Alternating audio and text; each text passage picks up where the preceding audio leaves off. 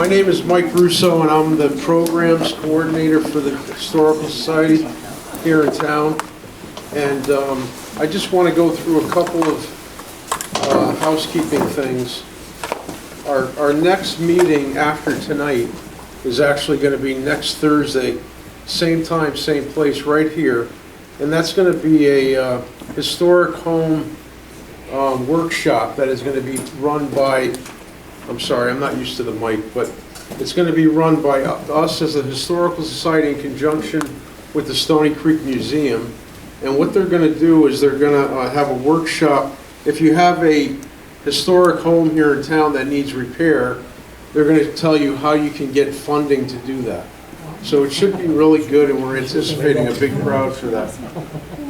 As I said, it's with the Stony Creek Museum. Then in March, on the 11th, our next event will not be here, but it will be at the Willoughby Wallace Library in Stony Creek. If you come, parking's not great there, as you probably know, so you want to get there early if you can. And that's going to be one of our members, Bob Barnett, has written a book called 8 Schools, Campus, and Culture. And what he's going to do is he's going to focus on Branford schools and the history of Branford schools. So again, that should be a great program. And we've got some other things coming up in the summer and the fall. So I wanted to encourage you to take a look at our website, which is Branford Historical Society.org. It's a new website, and we're really excited about it.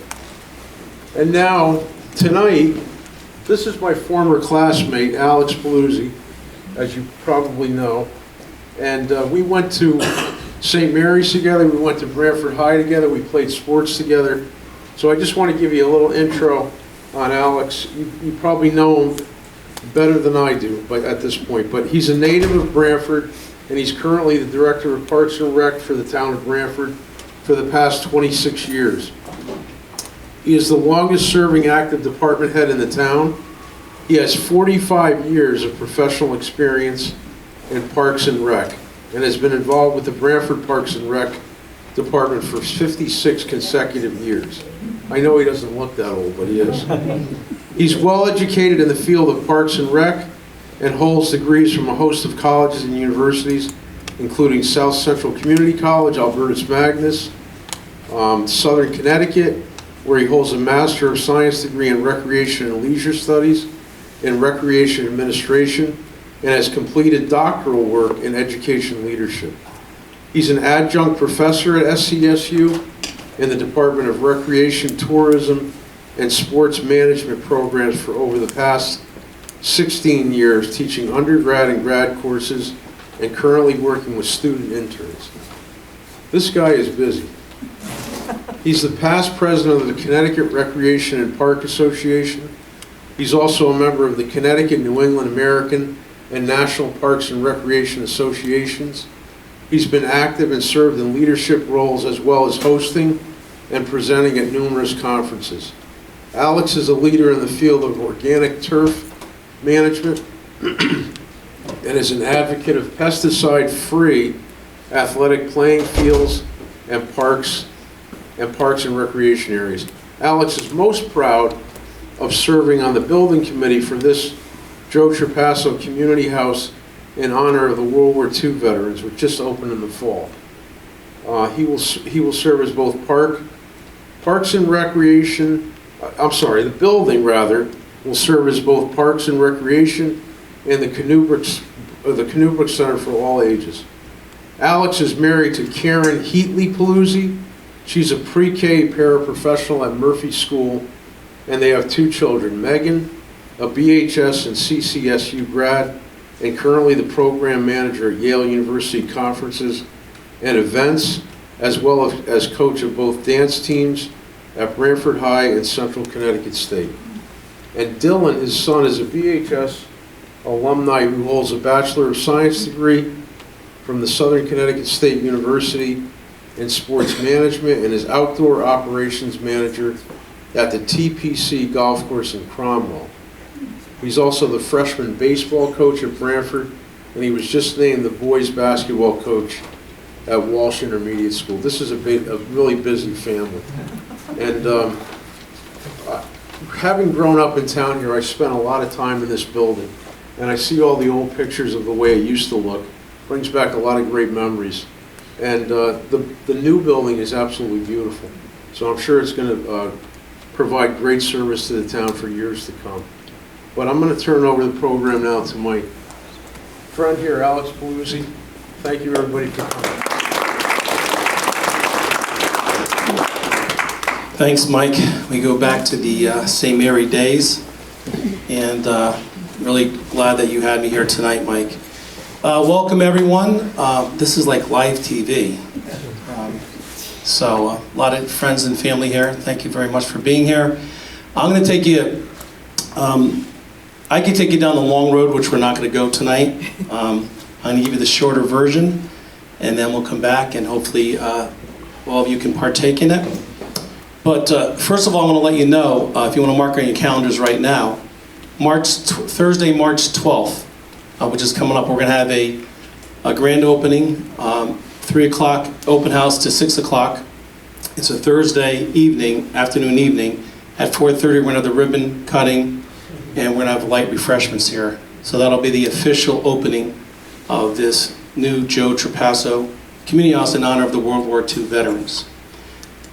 So please mark it on your calendars and come and join us. It should be great.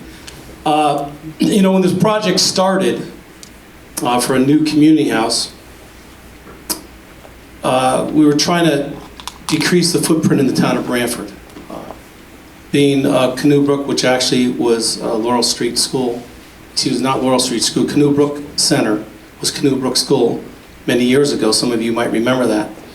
So what the town was trying to do was trying to reduce their footprint so that we could all kind of be together. A lot of you might not know this, but back in 1963, when this community house came to fruition, the seniors were here. They were here through the early 70s. And as I said before, our seniors are back home now. In order to be a senior in Branford, the good thing that happened to me was during this project, I was in my 50s. When you turn 60, you become a legal senior in Branford. So I've been a legal senior in Branford for about 1.5 years now, so it feels great. But what we're going to do is we're going to go all the way back to when recreation started here. A lot of you don't realize this, but recreation started in Branford in 1921. So next year we'll be celebrating 100 years of the community houses. There's 5 iterations of the community house. This is number 5. That's my lucky number. But we're going to take you back to number 1. And the history and the origin of the Branford Parks and Rec Department has come a real long way.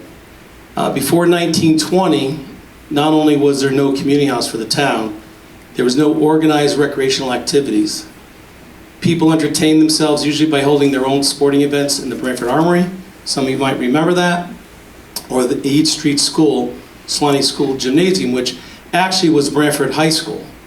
And when Branford High School was being built, I don't see Al Russell and his wife here, but they actually graduated from Slaney School and went to, which was the high school, and went to the new high school on East Main Street, which was the new Branford High School in 1958. So they were the first graduating class in 1959. A group of concerned citizens organized by the Community Council back on October 13th, 1920 was looking to have some type of recreation in the community. In 1921, the Community Council leased the Henry Harrison House, which was at 960 Main Street, as a community house for 5 years at a cost of $500 per year. Pretty cheap. Now, I did promise my friend Lexi Klarman that I had a few surprises here, and you might not realize this, but I go all the way back to 1921. And if you look up on the screen here, that building goes back to 1726, but that was the first community house in 1921. And if you look up on top here, well, you can see it a little bit. Branford Community House right there. That's an older picture. Oh my God. Oh my God. I found these signs that was given to us, to Joe Trapasso, back when we came here from the old community house. That's the original sign that was up on that building, which was right in the center of town. So it was, we're gonna actually hang it with pride here and get it redone once again, that we're in the new building. But that was the #1 community house, which was back 99 years ago. Meanwhile, the Hammer family, a lot of you might know that name in this town, Hammerfield outside here. They were the owners of the MIF in town. They took a great interest in community activities, including the community council. In 1916, MIF began filling in the land on Meadow Street and graded it for a ball field for use by the town and the community council, as is still that way today. At that time, it was considered the best outdoor facility in the state of Connecticut, and in 1932, Hammerfield was deeded to the town of Branford. Henry Parsons was named the first recreation director in 1924, and he organized youth activities, while two subsequent directors, Paul Rhodes and Dave Kilgore, organized youth basketball and football. They both encouraged adult leagues such as the Branford Townies, some of you might know, and the Laurels, which were great, like semi-pro teams back in the time. In 1927, another name in Branford, Frank Kinney Sr., promoted interest in forming some sort of a center for public recreational activities. Concerned with Kinney's intense interest, the Hammer family purchased the first community house, remodeling and presenting it as a donation to the town. This center was located on Harrison Avenue, named Pythian Hall, which was right on Harrison Avenue. This community house served its purpose with classes for crafts, meetings, dances, and charity suppers. Since the building was too small for most sports, these events continued to take place in the Armory. A few years later, the Branford Community Council, chaired by Frank Kinney Sr., along with the Women's Club, made it possible for the second community house located on Main Street. These women, along with many other volunteers, secured a place in which free classes in sewing, cooking, drawing, and other practical activities were offered. Funding for the community council became difficult during the late 1920s, and the town of Branford began supplementing the recreation budget. The lease on the Harrison House Community House remained a private organization until a Recreation Advisory Board was appointed. The board recommended that the town finance and name a separate department appointed by the selectmen, and the new recreation department was put in place in 1950. Around 1950, the main community house was moved to Monowee Street and named the Dust Bowl. Now, I was born in 1958. I don't recall the old community house, which is right where Asagio's is right now in the parking lot. That's where it was. Right. And we're gonna pop to that slide. That was a well-light wooden building. Looks for, Yes. so ancient. See if I can get the right one there. Used to dancing lessons Not there. there, here. This is it right there. That's the community house that was on South Main and South Monowee Street. Yeah. And some people in here might remember it. I don't recall it as a child. I do all the way back, and I do have a really good memory, but I don't remember being in that building. So back in that time, another surprise I have here too also was that we had also, there was the first sign of the original community house, and this was the third iteration of the community house. And I have another little surprise here.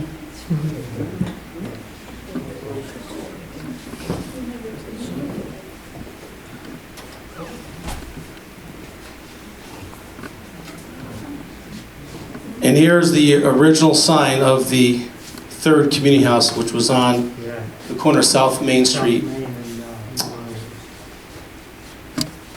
in Monowese. So we're going to have those redone, which we've had everything redone in this building, and hang them proudly again in this recreation department. After about 10 years, the rising population, the depreciation of the building meant that a new community house was needed. You know, if you go back to the 1960s, a lot of the town buildings were brand new. And here we are, kind of repeating history once again. In '51, Joe T. was appointed Director of Recreation. He saved the town $1,000 by refurbishing the inside of the building. With the help of a dependable group of volunteers, the building was set for a full schedule of events. Joe's work ethic was simple. It was work hard, play hard, and that we were in the best profession that had a lasting impact for so many ages of the community to participate in. I was so honored to be Joe T's guy when he retired. The task was steep, but I lived by Joe's motto, and what Joe did: be realistic, demand the impossible. Joe got together back in those early days. He got the Lions Club involved with painting the old community house with the support of the first selectman at the time, which was John B. Slimey, the Women's Club, the Branford Community House, and the Garden Club. So many donations came in, the money that was raised for the building. They ranged from 49 cents to hundreds of dollars to $3,000 for a wrestling event, which today it's a lot of money. It was a lot of money back then. But Joe wasn't really, it was great that they made that money, but it was Bernie Page who donated $2. It was John Smith who sold Nightcrawlers for $13. We still have on file those 3x5 cards with all those proceeds to build this new community house. The building got underway in 1961. After they raised $70,000, the town took out a bond issue for another $350 at the time, and the land on which the present community house is located today was donated by the Hitchcock family, which are owners of the Atlantic Wire Company. So it got underway in '61. The spacious building on 2 levels at Prospect and Church was properly named the Branford Community House, which was the 4th iteration. It was erected and equipped at a cost of approximately $500,000. There was over 800 fundraising projects. On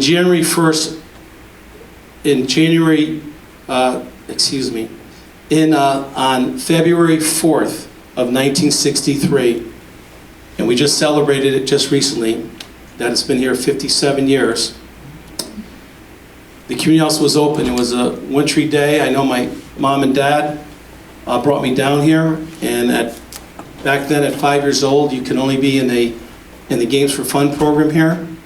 Athletics, you couldn't play till 9 years old. It was a lot different then. Today, we have programs for kids that are 6 months old in this building. So we've come a real long way.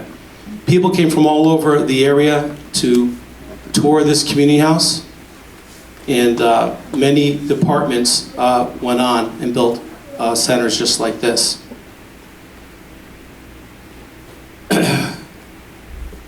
In January 1st, 1993, after 42 and a half years, Joe Trapasso had retired, and he just did a phenomenal job, as I said before. He worked hard. He got the community involved with all these projects, and volunteerism was just huge back in the day. Forward to now, after that many years, 57 years, if you think about it, I was here as a 5-year-old participating. Also, there was a Games for Fun program. We had little scooters in the gymnasium. We had trampolines. Chet Bloomquist, who's in the crowd tonight, was a part of that. He was one of the big leaders back then. And that was really due to the hard work, the motivation of Joe Trapasso, the inspiration from the community support, the Women's Club in town, the Garden Club, which is still involved, which has had a very big part at this point. And then also going back to the World War II memorial in the building. A lot of people wanted to know, if you look on the building right now, there's a couple tablets back, and that's when we named this community center after Joe Trapasso and also the World War II veterans, because back in 1946, the veterans were looking to have a place to be honored when they got out of the war. They wanted recreation. They wanted a place to meet. So that is the story going back to 1980 is when Joe Trapasso at the time and the community got together and they honored the World War II veterans here. If you think about that back then, there was 8,000 people in population and over 1,200 people on the wall just outside the elevator right now. 1,200 people that served in the war back at that time. And so we honored them with 2 tablets on the front of the building, which are now in the entrance when you came in tonight. 36 young kids that lost their lives that are honored here. So we want to remember them. Also, there's a flagpole out there, POW flag. So when you come in the building, we're honoring them also, and also Joe Trapasso who really raised all the funds with the people to do this project. And if you remember on that day, the first selectman at the time decided that Joe did such a great job with rallying the community together that they named the gymnasium after Joe Trapasso, which it still remains today. Moving forward, 57 years after that, in May, we started to get together about looking to build another center here. The seniors have been looking in town for a place to go, a brand new place. This has probably been on the shelf for over 20 years, in 10 years. And then basically back in 2 years ago, 2.5 years ago, it was time to try to build a new community center. Bill O'Brien, a board member, is with us today. Bill was always saying, can we paint the walls? Well, I told Bill that we came a long way from when we painted the walls. The first selectman at the time, Jamie Cosgrove, had a great vision, mentioned that we wanted to bring 2 departments together. We weren't going to throw this building away. It was an asset to the town of Branford for so many years. A lot of people had a lot to do with this building, and we were going to put some dollars into it. We didn't have ADA compliant restrooms. We also didn't have an elevator. So those are a couple of things that we had to do. So we got together with the seniors and all the residents in town, had multiple meetings, and here we are a couple years later, and we just opened this up. I've been here since September 1st. We opened up the building. Our staff came in October 1st. The building was open on November 12th, and we've been here a couple months, and things are really starting to work out really well. This building is really state-of-the-art from everything that's in it, from the sound system, from the lighting. You can see the activity that was going on in here today. It's just really phenomenal. We now have an elevator, everything is handicap accessible, and it really is really something to be really proud of. We're still working on a couple things that are left with the building. The garden club was here today. They're going to be doing some gardens outside here in some of the areas, but as you can see when you came in, it's really, really busy now. We have basketball tournaments that are going on, a lot of history here. It's our 69th year of a basketball tournament for boys and our 47th year for the girls. It's just a phenomenal facility. I've given so many tours to the residents from in town and out of town. It's really well used, and we're really happy to have it there. I'm going to share a little video right now, if you just bear with me. Show a little bit of the history.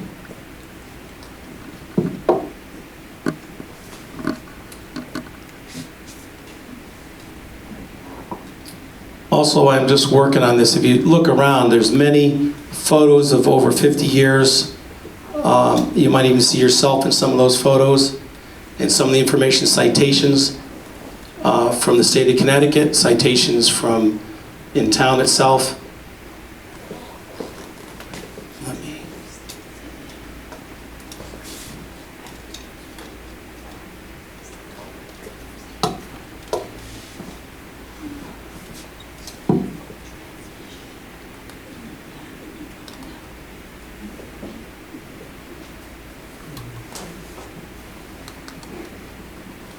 It's going to take about 20 seconds or over. If I can just, You want me to get the lights? yeah, just shut that down a little bit. Okay, we'll keep playing with these.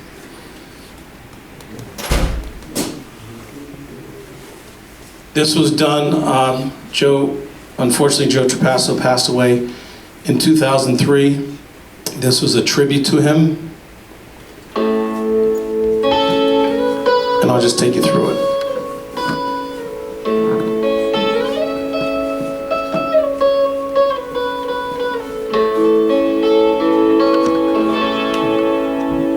Hey Joe, been around all through this town, and you know that. Hey Joe, a little shy, but not the kind to let his feelings hide. He's been a man raised in God's hands, and he's done his job so well. He's touched the hearts in many people's lives, and the song is yours to tell. And we're glad that we got to know you. Hey Joe, you've been around all through this town, and you know that. Hey Joe, you are so kind, the kind of spirit that is hard to find. Example of a cheerful nature, a giving word a day, socializing and advising in so many ways. And we're glad that we got to know you. And we're glad that we got to know you. And we're glad that we got to know you.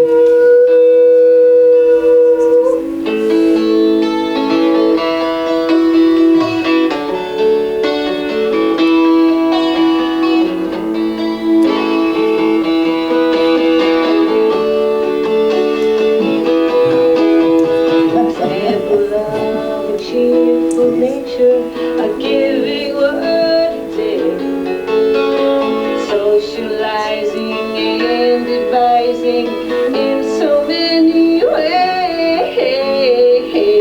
And we're glad that we got to know you. And we're glad that we got to know you. Hey Joe, please understand, there is a time and there is a place. Hey Joe, you were the best. It's not goodbye, it's just time to rest. You've been the man raised in God's hands, and you've done your job so well. Touch the hearts in many people's lives, and the song is yours to tell.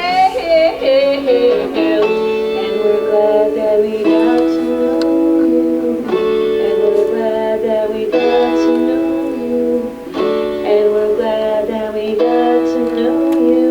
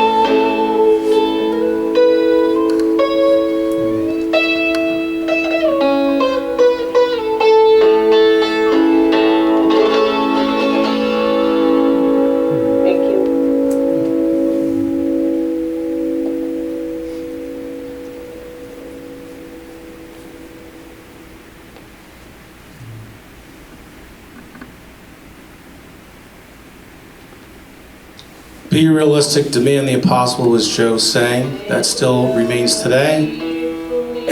That was Deborah K. Levi, a Branford resident, that wrote that song for Joe Trapasso. Jack Immerdella, town name, classmate of mine, Mike knows him, presented this. Bernie Page.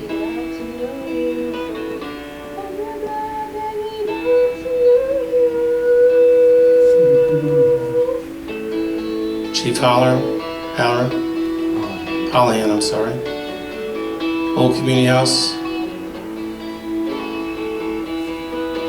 Hop Nuzzo. Foot Park. Mrs. Crimmins.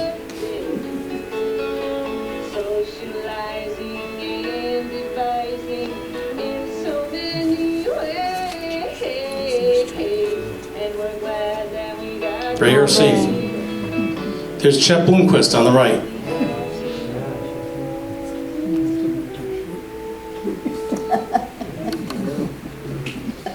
Bernie Page, Chet Bloomquist, Al Garino. Those are the guys that really, Chet and the boys, we call them, really got it done. We're so glad that Chet is still with us.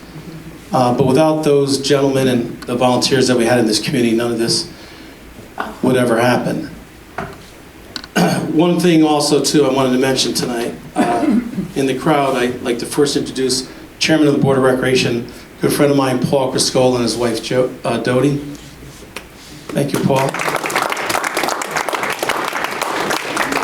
And also, I also wanted to, I mentioned earlier that I was honored to be Joe T's guy when he retired.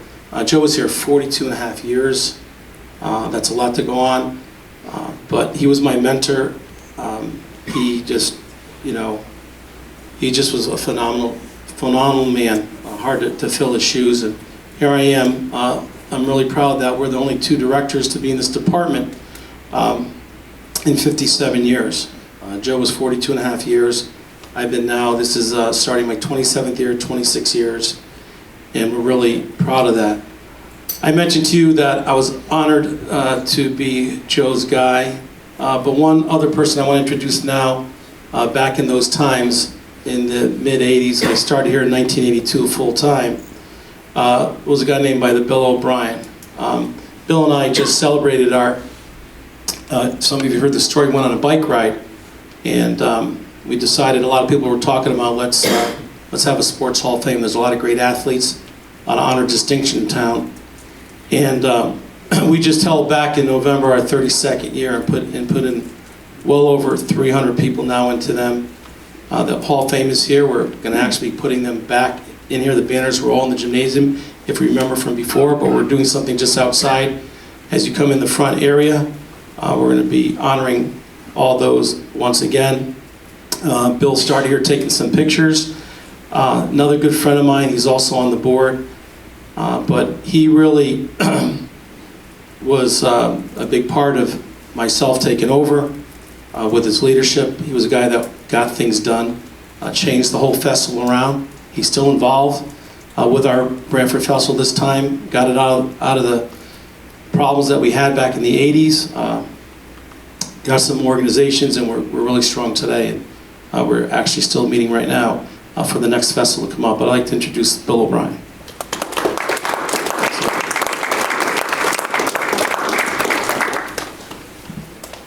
And first of all, I mentioned this before too. It's really, it's a love that I have here. Joe had a great staff with ourselves. I have a great staff with Vic Amatori, Andrea, Dale Izzo, my assistant. Mighty Sullivan, we call her, Monica Sullivan, Megan. It's kind of unusual. They've been with me over 30 years. That's very unusual that people stay with you that long. They're truly amazing. They work so hard for our community. And I would be remiss if I didn't mention my number one fans, my mom and dad, who, here I am headed towards 62. My mom and dad are still with me, knock on wood, healthy, and you can't, my dad, you can't miss him around town at 91 years young. He always says, I tell everyone that. And my mom with their stunning white hair. You know, my parents, when we were younger, all they wanted for us to do was to have a college education. And my dad worked 45 years at Telecom Tomas. My grandfather came over in 1980, immigrated here to North Branford. They both, my grandfather worked 55 years at Telecom Tomaso, even shoveling stone. And if you remember the crossing of the Telecom Tomaso train, and my dad worked there 45 years, and I'm so proud that he was able to retire at 62. I don't think I can yet, but he still plays golf, and all they wanted was for us to each just get a college degree, because my mom always says they can't take that away from you. They want us to be in public service, and I can say probably that we're in athletics. Kept us out of trouble for the most part, I guess. My brothers are all involved either teaching or in the health field, and you know, it's unusual to have your mom and dad for so long like I did. It doesn't make it, they've been with me so long, but they want us to get an education. And I think what they're most proud of is we got advanced education. And that was really key. And it's really helped us a lot. I was able to now teach at Southern Connecticut State University and with the students there, so it's really been great. And finally, they're not here tonight, but they're actually, my daughter is, as you heard before, is a dance coach, and they're out there, but I got the greatest wife in the world, the greatest kids that I'm really proud of them. They work hard, they get after it, they're involved in the same thing, and we didn't force them to do that. They just happen to do that, and the biggest compliment I get is when people say to me, your kids are so respectful, they work hard, they're great kids. That really makes me really happy. I gave you the short version of the community house here, and there's a long one. But I will say this, I want to say back when we did get together here, I sat on that parking lot a few years ago with First Selectman Jamie Cosgrove, and one thing that impressed me about Jamie Cosgrove was his vision for looking down the road. And I know, you know, if you came in the building, I'm not sure if you all realize this, but when you come in there where the elevator is, all that wood, every piece of wood is the old bleachers that were donated by Danny Cosgrove, his grandfather.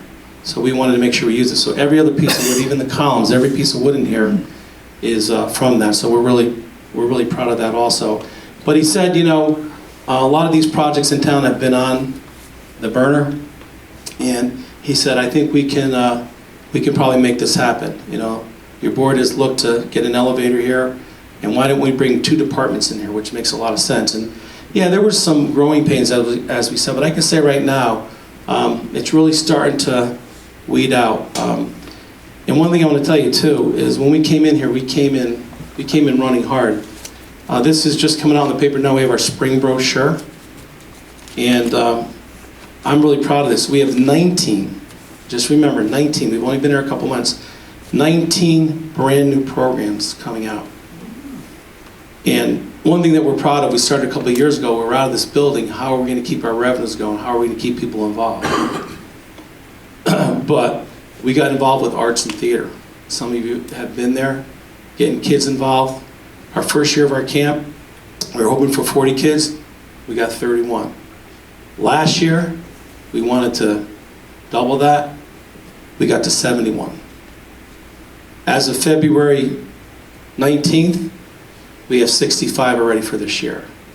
And we show professional plays at the school for all ages.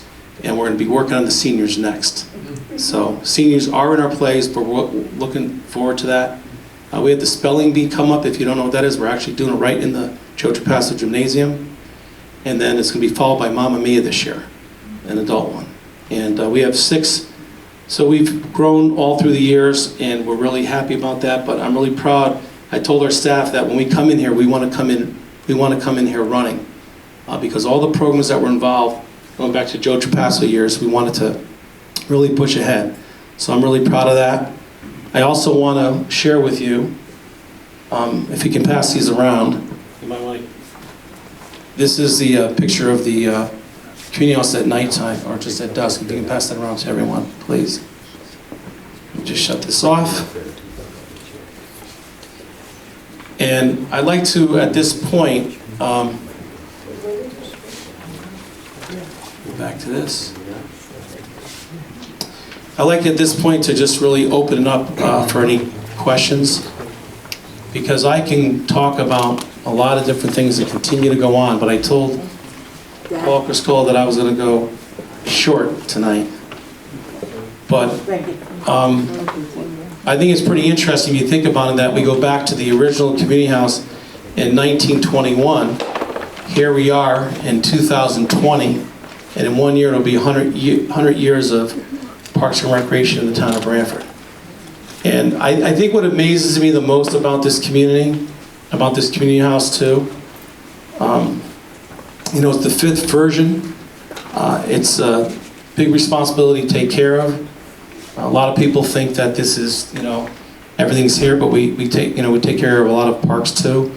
But we're really proud of what we put out here, and the seniors have been just awesome. We've welcomed them, they welcome us. We want to continue to do more and more with them, some intergenerational programs. So, you know, we're really looking forward to that, but that's what it's all about. And I'm so impressed by all the volunteers that we still have in town. I met with the garden club today. Baca, if you know, Baca is the part of the art council in town, and we met today. But everyone keeps coming here, and that's keeps coming here to help us, whatever they can do. And I think that's kind of what been great about Branford. I've been around to a lot of other communities and a lot of good things going on, but Branford is just completely just amazes me, you know, with what goes on in this community. And so many people, so many. I'd be remiss if I didn't mention my friends, the Klarmans here today. Jeff Klarman was just, and his wife Lexi, I mean, they'll do anything for you. They do so much for the community, and we can't do things without them. I mean, 1988, he's been involved 32 years being a sponsor. First one to pay every year too, so we keep him. You know, Dan Cosgrove, when he was involved too, also was there. But Jeff, I think Jeff is probably almost the only one that is just, he hasn't missed a year yet, you know, so keep coming back for him, right, Lex? But it really is. There's so many, the more I see, the more that I've been around here and I look around, you know, I look at our emergency services, they're just the top. Good friend of mine, Captain Petrosino, was in here. I don't want to embarrass him. I actually went away with him. I wish I stayed away for a while. And his wife, more good friends of ours. But, you know, I was in the building a few years back, and the fire alarm was going off. And I had music playing in the office, and he came up and he knocked on the door. And you know, I thought I was friends with him, and he told me to get the hell out of there, pretty much. But what I'm saying is that, you know, they're at your beck and call. I remember when we came back, he said, I just want you to know that we're ready to protect you tonight. So that's what we want to hear. So, but we work very closely with our emergency services. I mean, Branford has nothing to be, I mean, I'm so proud of this community, and just for all the people that are in there and all the services and the good people that we have that work here. I think when you work in town and you're raised in town, I think it means a lot more. And so I'd like to open up to anyone for any other questions that I can have. I know we didn't really touch a lot on this building itself, but I know my dad likes to be in bed by 8 o'clock. It's 7:45. And yes, sir. I just moved into town. You mentioned 300 athletes in the Hall of Fame. I come from a small high school in New Jersey, and we just started a Hall of Fame 2 years ago, but there's 5 men and women who have already gone on to play in professional sports. Are there, I'm sure there are, of those 300 some professional athletes that might come back and tell us their stories? Yeah, there is. Ours is a little bit different, and we're selfish about that, Bill will tell you. I think our only criticism that we've had over these years is when people get in. But in saying so, we honor anyone that has brought honor and distinction to the town of Branford, meaning that it's just not athletes. Got it. It's been custodians, it's been fans, it's been coaches. Yes, Bill? We set it up originally so that we would recognize people that participated in sports as either a player, a coach, an organizer, a sponsor, or a fan. And either in sports or life after sports is what we honor in the That's great. For example, our police chief, retired Bob Hill, here was an athlete who was directed by his own mission. He wasn't the best, he said, but because he became the chief of police in town, and that was really good town as well, he's in our Hall of Fame. At the same time, we put in people that are Bob Dupay. The people don't remember his name, but Bob Dupay was the president of Major League Baseball. He grew up here in Branford. Jim Bell was the executive director of the nation. I was the executive director of the Olympic Games. So we've had our share of notoriety with the level. We've had some really outstanding athletes, but a lot of them have really brought on to the town as an athlete or in their life. That's good. Thanks, Bill. Anyone else have anything? You know, yes. Oh. Yes, ma'am. Or his kid was playing basketball. When I was in, what year did they start to raise money for the community house? The first one that was on this spot? Back in the early 50s, when Joe Trapasso came to Branford. So I was in Canoe Brook School, and we used to go around with a little wagon and collect bottles and cans, because at that time you were able to get 5 cents for everything before they stopped doing that. And we would give the money to Joe Trapasso for the community house. Yeah, and I think I mentioned earlier, I still have those 3x5 cards. There's like 5 or 6 of them. We still have. We're still unpacking, but I do have those, and it's amazing. I mentioned Bernie Page with $2, but Yeah. John Smith with $13 for night crawlers. It was, it was just amazing what they did at that time. It blows my mind that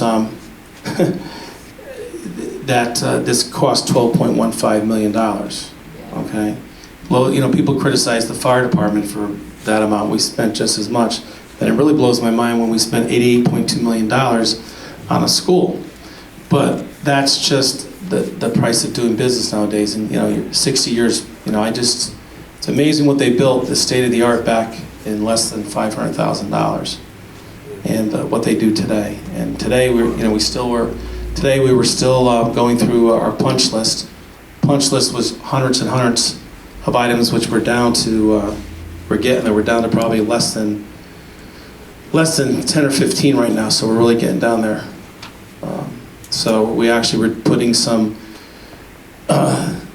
protectors on the doors so that the rain can't seep in here in the storm. And also, one thing I want to mention too, you probably don't know this, but everyone says, "Oh, geez, you're in a floodplain. What are you going to do if there's?"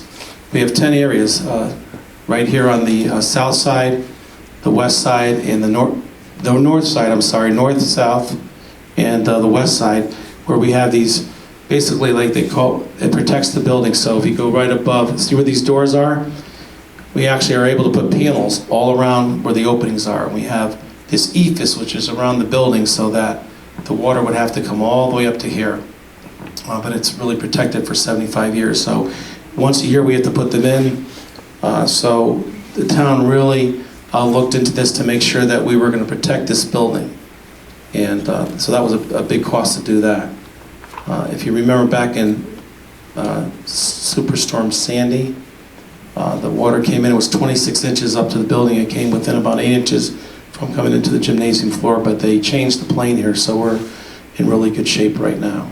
And this also serves as a shelter after a storm, but if anybody remembers Hurricane Gloria, I was here in 1985. I can remember the captain was here somewhere. I was a little kid then, but I remember Chief Ahern, ex-Chief Ahern, who was bringing in he was bringing in gas cans, and we were filling with a generator just to get power here. And we had over 300 people here. That's how we got our first TVs here in the old building. It was just amazing. But we're able to, this building will be here another 50, 100 years. Joe Trapasso said back then he honestly built it as a bomb shelter almost. I mean, that building, there was nothing wrong with this.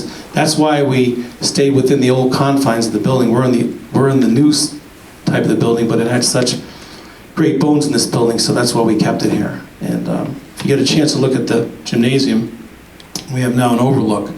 It's a professional skybox. There's plenty of people up there watching the games today. Yes, I Paul. think it's important that you talk about the energy efficiencies of the new building. Yeah, my mother complains that it's cold in here all the time. Yeah, so, I mean, again, the energy efficiencies with the windows obviously cut down on a lot. Also, when we're outside of this, like right now, this room is calling for the light that it is, but during the daytime, if the lights are on, actually, these are sensors right over here. There's a sensor here that will not keep the lights on. If there's a building, it'll adjust it. Hearing impaired, we have those antennas up there, so for the hearing impaired also here. Hopefully, mostly you've been able to hear me tonight, I hope. How about And- solar? Actually, solar, not in this building, but we're moving towards that. There's a green bank now that we're actually, they're visiting a few facilities. One is this facility and also our outside facility in the parks. So we're looking to, everything's LED, energy efficient lighting. I mean, there's, I always thought too, this is my, thought I was really well educated, which I am, but when I thought about a fire, and there's a fire at the community house, what happens now is I figured, okay, there's a fire, all the sprinklers come on. Doesn't work that way. So basically, what's so great about this is that if there's a call here to the community house, when it comes in on the CAD, it'll say community house, but it'll say lower multi-function room closet. It details it all the way down, so when Captain Petrosino's on his way here, he knows where he's going, and he knows where to bring everyone, which way to attack the building. And then the kind of good thing about it is also heat detectors. So if there's too much heat, it gets to a certain point. I'm not sure what that number is. Gee, if it's like, I don't know, 160, whatever, I'm not sure what it is. 160 degrees, for what I know about that. But again, it just goes to those areas. So, I mean, but I didn't realize all the pressure. There's 640,000 gallons ready to just like attack this building. Meaning that the pressure from the road and the water coming in, it's just really fabulous. So that's what I'm saying. You don't see some of it. There's so much, in the lighting, the sound system throughout the building. It really was really first class. So I wasn't, if there's one thing, Jamie always teases me and he says, you always bring it up.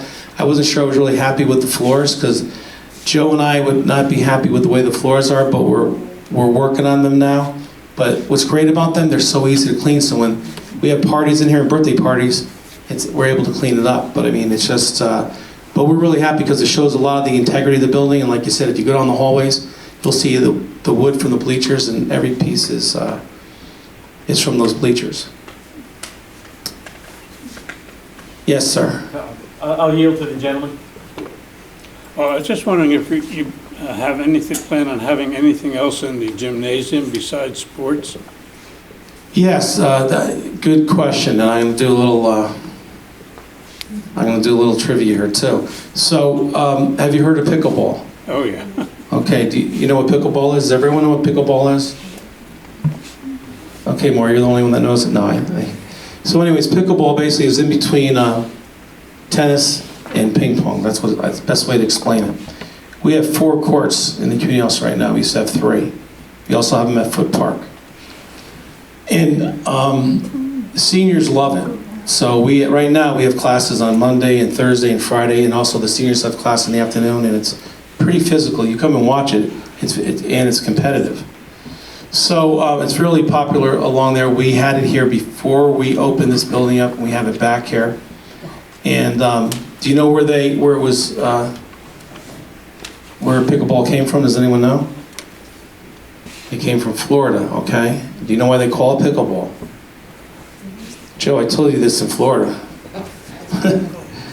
Actually, the gentleman that invented it, he had a dog named Pickles. That's where the pickleball came from. So, but it's a great upcoming sport, and yes, also in that gymnasium, not only do we have, the kids love to play free play basketball when they can, but we have tournaments going in there. You probably don't know this, but the girls and boys basketball teams, which had over 22 on each team, all their practices, all their games were played here. It was, if you came in early tonight, they were like sold out. It was people, I mean, and we have more grandparents that come to games than parents, because a lot of times both parents are working. They come here, so it's really busy. We had toddler classes there this morning, so we have kids, again, 6 months old to 4 years old, and they're doing active games. We had afternoon adventure. We have an afternoon adventure program after school. We have over 30 kids in that program. They were in there just before basketball. We can play volleyball in there, we can play badminton. We can host an event. I know I talked to the superintendent of schools, Hamlin Hernandez, about having an art show there on some day. He's trying to get it together to have a day where we can have an art show on one night and then leave it up for one day. So we're looking at that also. So we can host other events in there. We can have over 700 people in that area at one time. But everybody wants to also, they want to shoot hoops. So we have free play basketball on weekends. One thing you might not know is my guys come in at 6 o'clock. Right now they got an A-. I'm trying to get them, Joe T and I always look for perfection. I have a young crew coming in, they're doing a really good job. And they said an A-. I said an A- is good, it's a 90. It could be a 92, so we're headed in that direction. But we have a routine every day, that's how I was taught from Joe. And they come in at 6 o'clock in the morning, led by Marcel Butch Cody, who's been with me for many years. And it's really been a nice change in this building. We're pretty much doing it, everyone will say we got another full-time person. We did, but we already had that person already. It was a body that we had. We just got it for the full day now. And we have some part-time employees that come in the afternoon, so we're filling it out. But we're open from 6 in the morning. This is very unusual. Our office is open 7 o'clock for registration. No one, whether it's in the area, the state, you find it for me, I don't know. We're open 7 to 5 to register for our programs, from 7 to 5. So someone's here at 7 o'clock, Monday through Friday. You can also, we get a lot of our registrations online, 24 hours a day you can register for our programs. And we're here till almost 10 o'clock every night. Saturday's the same thing, 6 o'clock to 10. So we're open 16 hours a day. Sundays at this point right now till about 11, 12 hours right now with our tournaments going on. We host birthday parties, tons of town meetings right now, and we're trying to get set, but if you come pretty much every night, we have a lot going on. We usually get one night a week so far where it's a little bit light, which happens to be tonight with our meetings. But every night there's a lot of different meetings, and all the town meetings, even planning and zoning's here. They were here to midnight the other night, so we're open, kind of late for those too. So a real great active building. I think everyone's been really receptive and happy with it, and it's going to last a really, really long time for the community. And we just want to continue to keep it busy and keep it clean too, which is a challenge. Yes, Mr. Matt. Earlier, I was just going to echo the sentiments that Alex did about it. Branford being a great place, in large part due to all the volunteers. And we hope that people who move to town, right off the bat will get involved. We're glad to see new people out for these events. And it was really nice to see the canoeing slide that was up there very briefly. That was probably you, and maybe that was me. But my question, you mentioned the spelling bee. Are you going to do the spelling bee, or is that moved to the schools these days? We're talking, my mom still does the spelling bee, but no, we're talking about spelling bee as in arts and theater version of spelling bee. The Putnam County one, right? I saw that in the flyer. Good. Yeah, we're actually going to do that right in our new gymnasium there. So the gymnasium is just new skylights. Funny thing is, we have 9 roofs now, and I'll just tell this little story. No, it's on TV, but it's pretty funny.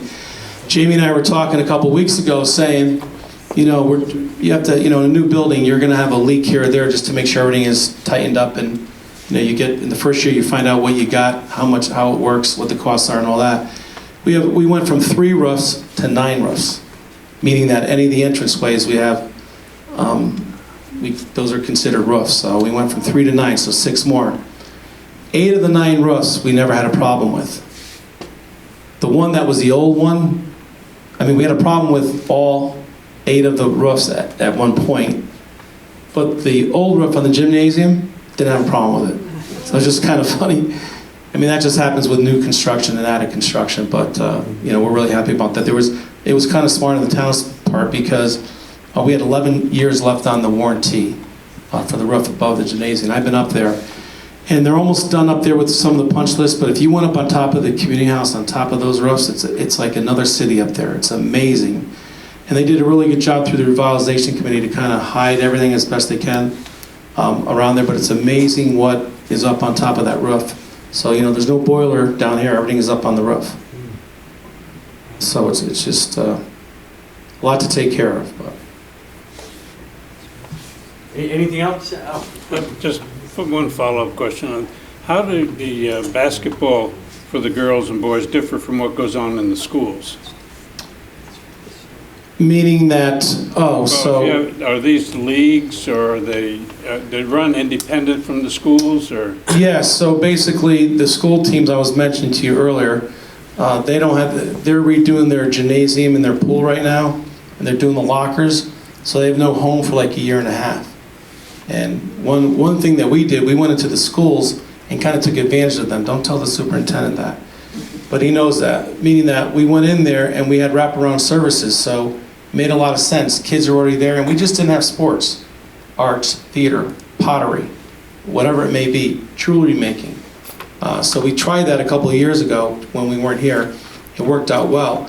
Even some of the sports programs, we're still going into the elementary schools and middle school because we said we're going to continue to do that because now we're utilizing the gymnasium for those other sports groups. And the other ones that you saw tonight, those are all travel teams and tournament teams. So the boys tournament's amazing.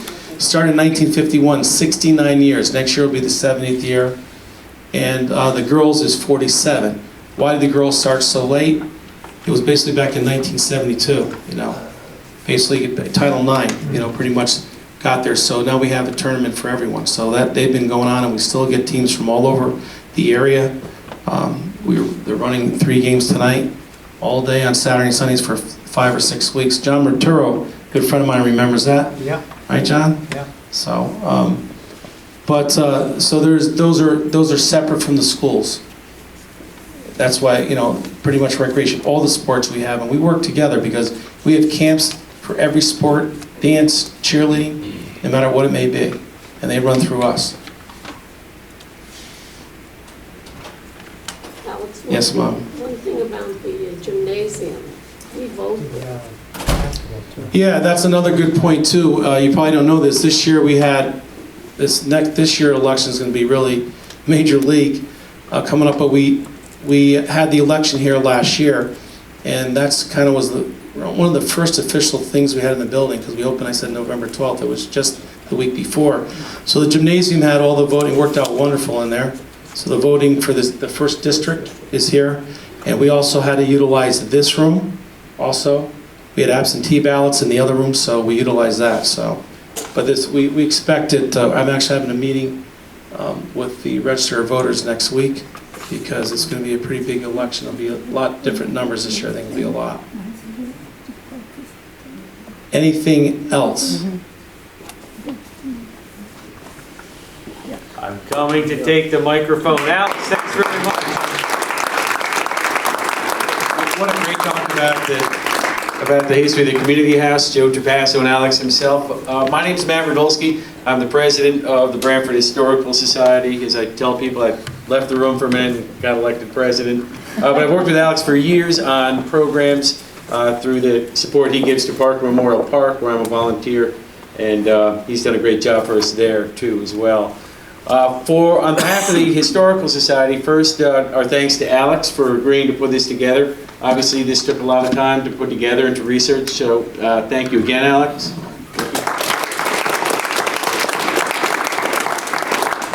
Okay, see, we got him 2 rounds of applause. Thank you also to Mike Russo for putting this together and really pulling a lot out of Alex, and also setting up a great schedule of events coming up throughout the entire year. If I can ask, how many of you are members of the Historical Society at this point? Raise your hand if you are, please. If you're not, please see Josh Russo. Josh, can you raise your hand for information on how to join up?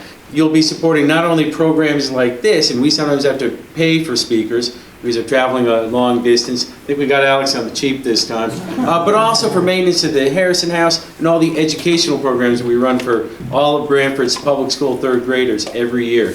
So please see Josh if you're not a member and would like information on how to join. Please also take a minute to look at the displays. While I was kind of wandering around in the back, I took a close look at some of the photos there, and they show you what Alex was able to show you, but you get to stop and really look at it and look for familiar faces. Some of them faces that are here, but from many decades ago. And finally, enjoy the refreshments. So everybody, thank you very much for coming out tonight. and have a great evening. Hey, Joe.